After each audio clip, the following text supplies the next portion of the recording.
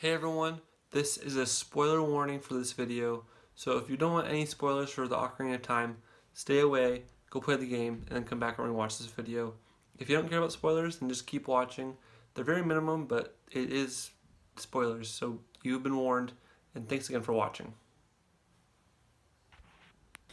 Hey everyone, this is Collin from Collin's Pizza. Welcome back to the game to rule them all. It's been a while. It's been a long while. I don't remember when the last episode was, but I know it's been a long time. And if you read the title of this video, it's the game to rule them all for the Ocarina of Time, which is a Legend of Zelda game, and that just reached its 20th anniversary on November 21st, 2018. Growing up, I didn't play the original version on the Nintendo 64. I only had the version on the 3DS, which came out in 2012. So when I got that, that's when I first played it on my 3DS, and I loved that game so much. So the majority of this review-ish type video, or the Game to Rule Them All episode, it'll mainly be talking about the 3DS version, which I think might be the superior version of this game. So I know, and this isn't the 20th anniversary for the 3DS version. However, this will be the one I'm basing my opinions off of. So if this messes with you in any way, then don't listen to my opinions, go somewhere else. But if you're okay with this, then continue watching from here on out. So in my usual Game to Rule Them All episodes, I usually talk about some pros about the game, some cons about the game, and after that I talk about why I like it and where I like it against other games that I like, ranking them on what game is going to rule them all. So let's talk about Ocarina of Time 3D. The first pro that I could think of for this game is the story.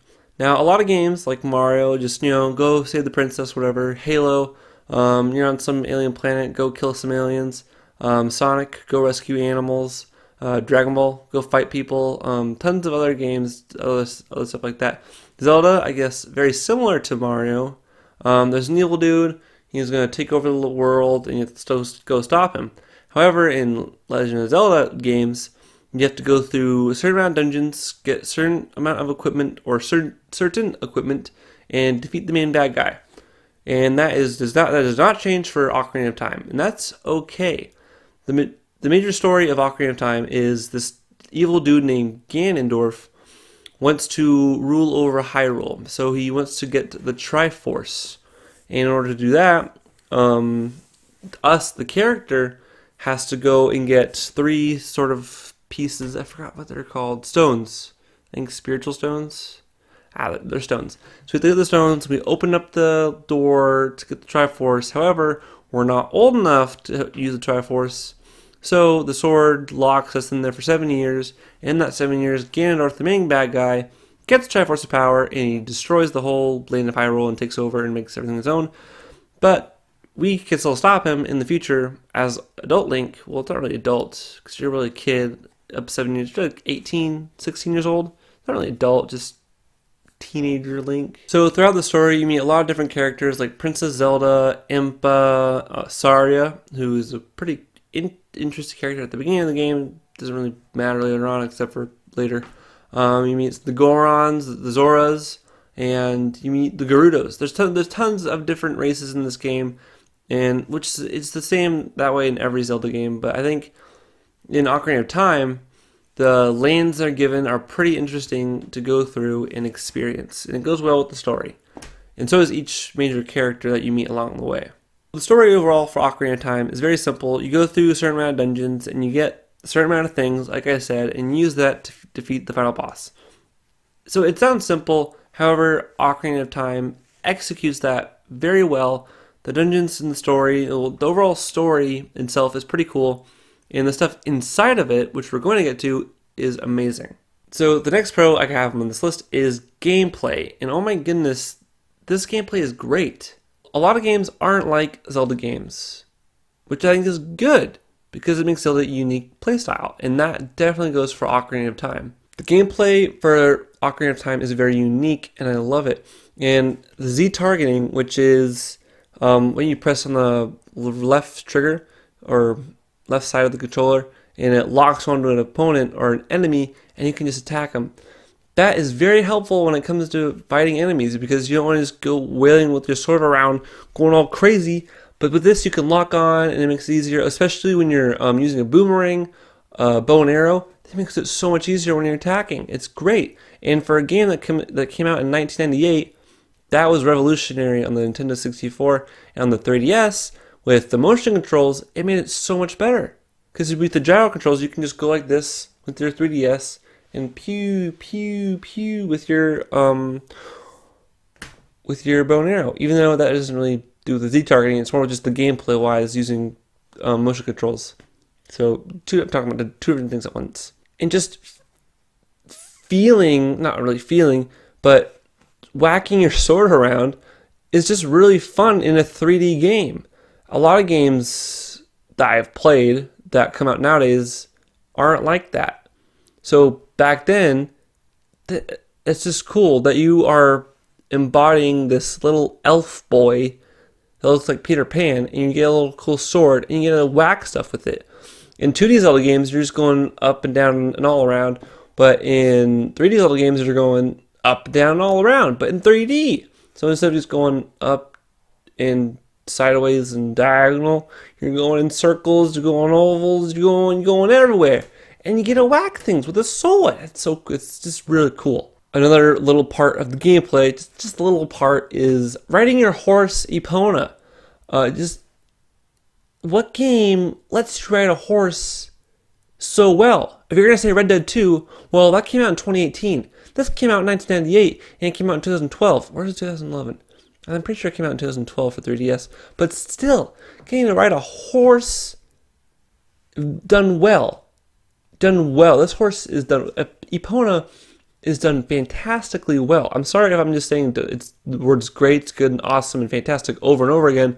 That's the only way I think I can describe it, because it is fun. You just get to jump on the back of the horse and you can go across the overworld, and they execute that greatly. Great? They execute it in a great way. Sorry, with my poor choice of words. But just being able to ride on a horse instead of walking across the field over and over again, you can ride it and you get to go wherever you want, except when you don't get to go wherever you want.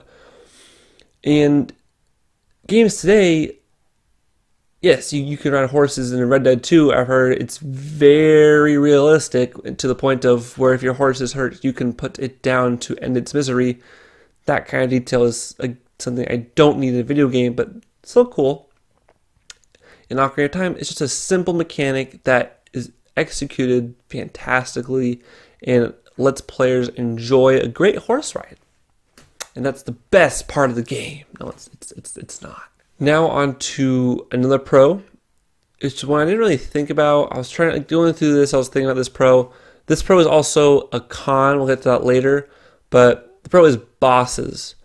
This game has some really good bosses. One of my favorites is definitely Twin Rova, using the mirror shield mechanic in that. It's really good. I like it a lot. And one that people don't like a lot, which I sort of do after thinking about it, is the one from the water temple. I think it's Morpha. It's the one where it's like the little, it's Chaos from Sonic Adventure, to where it's little water with the little brain thing, and you have to use the hook shot to grab it and pull it out and whack at it. I just think that's cool. Using the hook shot to just grab something and bring it towards you, that's cool to me. It feels very similar to the first boss in Wind Waker, Goma, where you use the grappling hook. You whack at it, you bring its eye down, and you whack at it. It's the same thing here. You use the hook shot, you launch at it, you bring it the little ball to you, and you whack with the sword. That's cool. A lot of people don't like that fight. When I was younger, I probably didn't either. But it's grown on me. And another boss that is really great is Ganondorf, the final boss, or one of the final bosses before he becomes a Ganon. And spoilers, by the way. I'm going to get a lot of spoilers, so stay away from spoilers, okay? Ganondorf, this whole guy that you've been trying to fight against this entire game, the one who's destroyed Hyrule, you get to his castle, and the music going up to his castle keeps growing, because each step you get to his room keeps getting louder. Because when you're walking somewhere and there's music and you're walking towards music, it's going to get louder. So as you're getting closer to his room, the final boss area, the music, the piano keeps getting louder, and that is amazing. And then when you get to Ganondorf, you get a tennis match, and it's brilliant. I'm sorry, I love this tennis match. It's a tennis match of fun, and they've used Ganondorf, this fighting mechanic, in multiple games. In Wind Waker, when you're fighting Phantom Ganon, he does the same thing. He uses tennis, and I think it's great. I'm pretty sure, again, when I was younger, I didn't like that. But I do. It's simple, and it's a good game mechanic, and a lot of people don't like it, and I don't get it. And what's a fun thing I learned is that you can use a bottle for tennis. Instead of using your sword, you can use a bottle and just whack it back and forth. And that's cool. And then going into the final boss, Ganon. You think you've won, you think you beat the game, the castle destroyed, and out becomes this huge beast with two swords, just like Ganondorf from Wind Waker. And you have to attack him. Well, of course you have to attack him, but it's just dark, it's raining, and you think you're like, you should have won, but now everything's just destroyed around you, and there's this huge beast, and you just get to destroy it. I feel like this is what, if you were playing a 2D Ocarina of Time, it'll look a lot like Link to the Past Ganondorf, or Link Between Worlds Ganon, like the pig beast.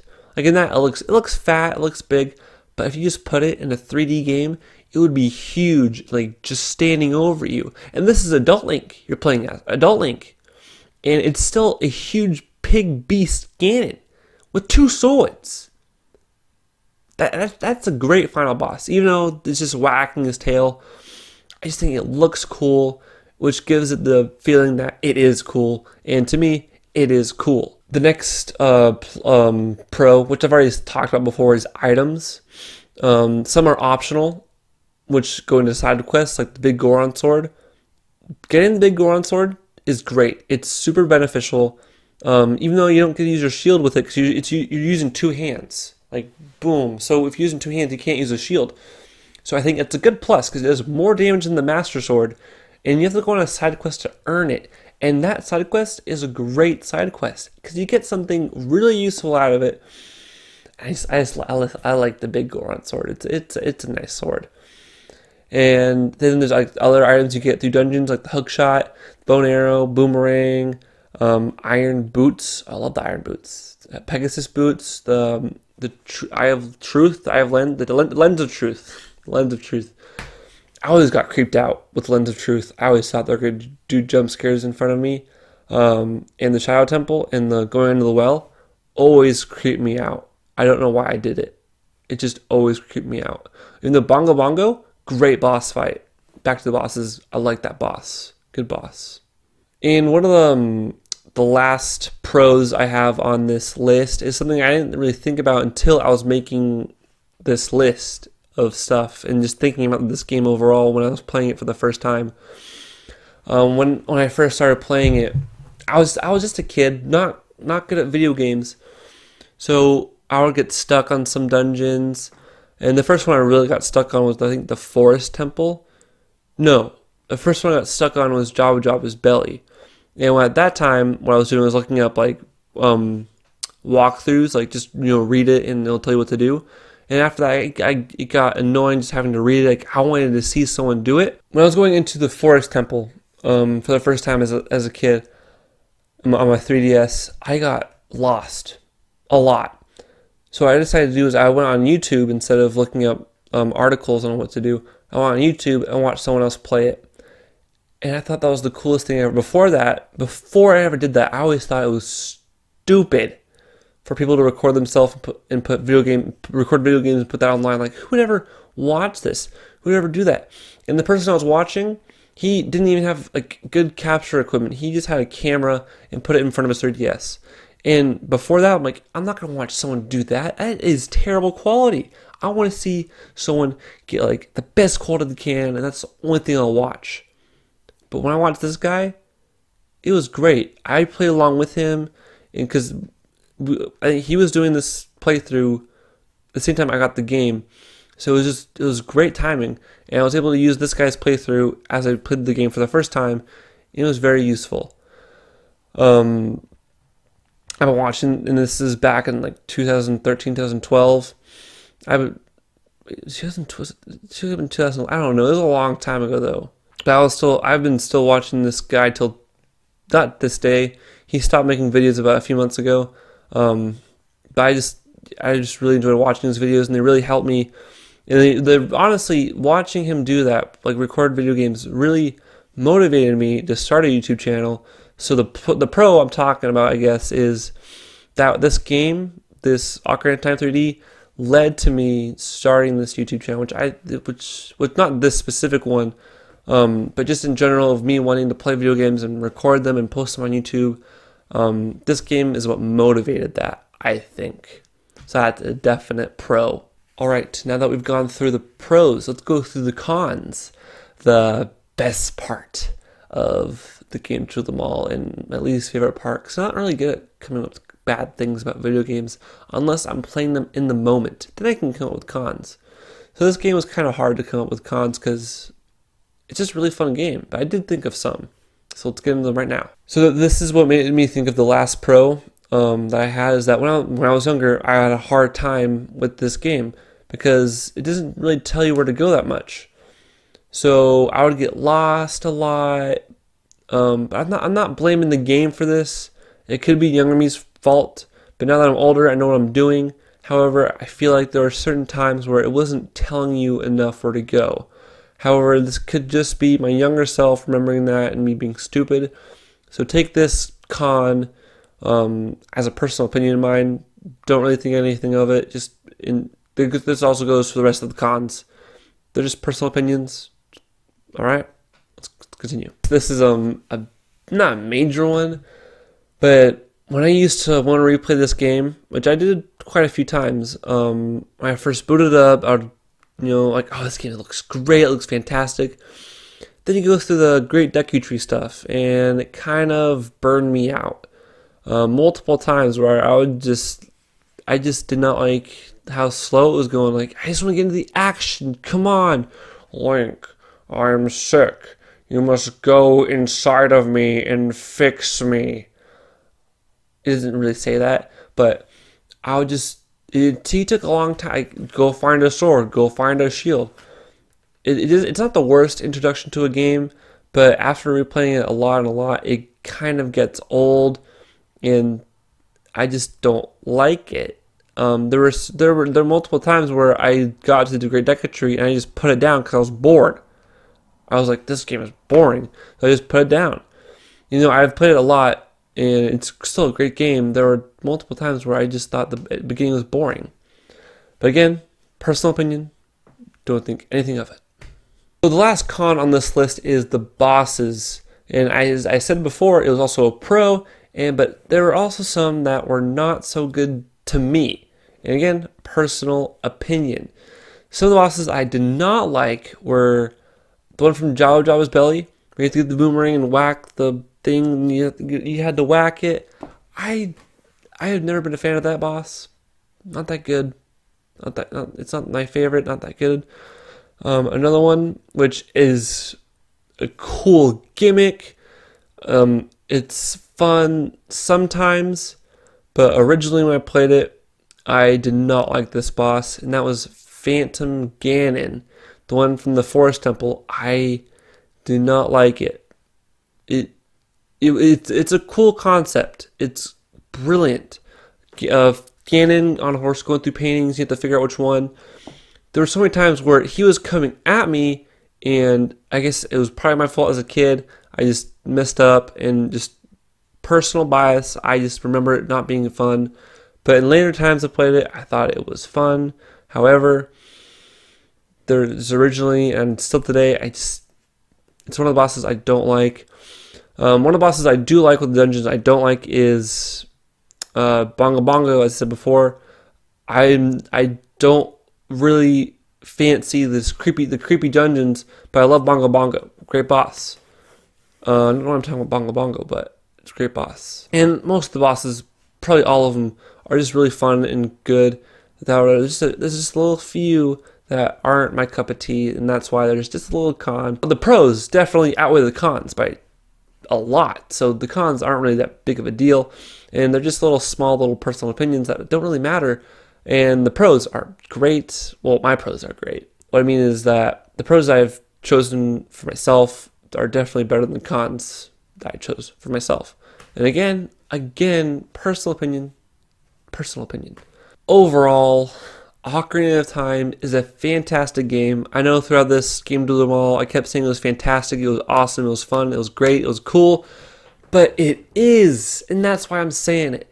So if you have the option to play it and you haven't played it yet, go play it. It's a fun game full of action, adventure, dungeons. I love the dungeons. I should have put that in my pros. I don't know why I didn't. I love the dungeons. Great dungeons. If you can't play Ocarina of Time, go try to buy a 3DS or a 2DS or a 2DS XL, whatever, and get Ocarina of Time 3D, because that is, I think, the way you should play Ocarina of Time. If you have it on Nintendo 64, that is great. Play it there. If you love it, play it there. If you have it on the GameCube collection disc, play it there. If you have it on Wii U Virtual Console, play it there. But if you have it on 3DS, play it there for sure. If they ever put it on the Switch, I'm going to buy it on the Switch. I'm going to see how it is. Probably won't beat the 3DS, but who knows? I think it would be good, but I think the 3DS is the best version that I'm ever going to get with that game. This game definitely ranks high in my favorite games. I'm not saying it's my favorite game of all time. So that's what this series, air quote series, because, don't do it that much. This series is for that, to figure out what my favorite game is. And I feel like Ocarina of Time is a top contender just of how many good memories I have with that game. However, there are other games I'm pretty sure I have enjoyed more than Ocarina of Time, and I gotta figure out what those games are, because I've felt playing other video games with more enjoyment. I just gotta figure out what those are and find them and remember them and talk about them with you guys. Overall, again, very end, last thing to say, Ocarina of Time is a brilliant game, and thanks Nintendo for giving us such a beautiful masterpiece of Zelda, and a great 20 years that we've had with this game, even though the 3DS version came out 2011 or 2012, I can't remember the exact date, but it came out then, and it's been going good. And Nintendo, if you decide to do a remake or remaster or just a port of Ocarina of Time to the Switch, go for it. I'm all for it. Unless it's just a port of the Nintendo 64 version. I would love some visual enhancements, but you're busy with Smash Bros. And other projects like Breath of the Wild 2 or some new Zelda game, I hope. Keep working on that. So Ocarina of Time can wait. Just 20 more years. It'll go on the Switch XL. Thanks again for watching. This has been Collin from Collin's Pizza. This has been the game to rule them all, talking about Ocarina of Time. Go out, buy it, go out, play it. Thanks again for watching, and I hope you guys have a great day when you're watching this, great time, and don't forget to grab a slice of Collin's Pizza. Goodbye!